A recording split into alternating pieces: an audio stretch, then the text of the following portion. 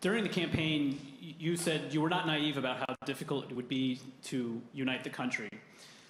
It's now 3 days after you were projected as the president-elect. The president himself says he has won this election. His own administration has not moved forward to give you access to what you need to do to begin the work of your transition.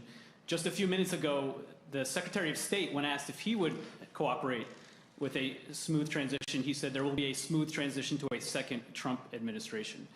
I wonder if you have a message for the president who may well be watching right now, and how do you expect to be able to work with Republicans when so many have thus far refused to even acknowledge your victory?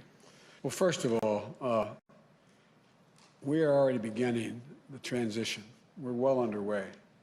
And the ability for the administration in any way by failure to recognize this our win does not change the dynamic at all what we're able to do. We've announced yesterday, as you know, the health group that we put together today. We're going to be moving along in a consistent manner, putting together our administration, the White House, and reviewing who we're going to pick for the cabinet positions. And nothing's going to stop that. And so I'm confident that the fact that they're not willing to acknowledge we won at this point is not of much consequence in our planning and what we're able to do between now and January 20th.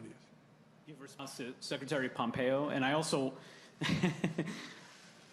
wonder, you warned during the campaign that as the walls closed in on the president, he would behave more erratically. Yesterday, he fired his defense secretary on Twitter. Are you worried that he's disabling the government? And what are you saying to the world leaders who are calling you at this point about the situation here?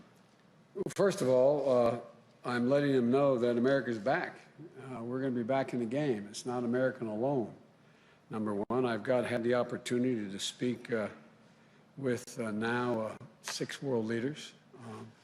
And the response has been very fulsome, energetic, and they're all looking forward to being able to, from Great Britain to France, to Germany, to Canada, et cetera, and Ireland. So I feel good about the ability to. I said when we announced that the next president is going to inherit a divided country and a world in disarray. The reception and welcome we've gotten around the world from our allies and our friends has been real. I'm having a number of other calls to return, and so I feel confident that we're going to be able to put America back in the place of respect that it had before. And you say that you are being able to move ahead without interruption, but to Jeff's point, presumably at some point you will need access to more classified information, secure facilities and the like. What options are you considering? How will you move ahead if the president continues to refuse to concede?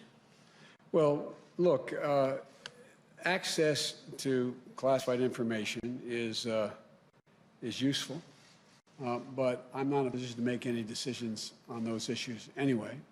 There's one, as I said, one president at a time, and he will be president until January 20th. It would be nice to have it, but it's not critical. And we're just going to proceed the way we have. We're going to do exactly what we'd be doing if he had conceded and said we've won, which we have. And so there's nothing really changing. But not ruling out legal action? No, I don't see a need for legal action, quite frankly. I think the legal action is, you're seeing it play out, the acts he's taking. And so far, there is no evidence of any of the assertions made by the President or Secretary of State Pompeo. Secretary of State Pompeo.